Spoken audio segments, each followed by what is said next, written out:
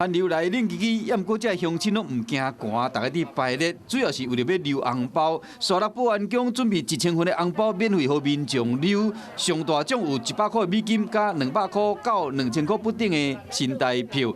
或者信众想要来试手气。开看里面多少钱。安尼会冷无？不会啊，不会不会冷呐，神明的加持都不冷呐。非常的开心，感谢我们的主委。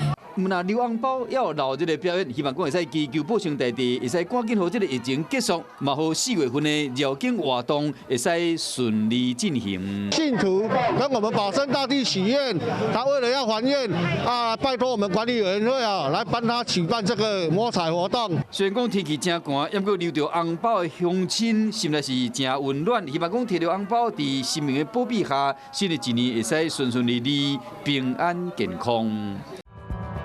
想要获取更多新闻资讯，想要看到主播最新的动态，赶快订阅华视 YouTube 频道。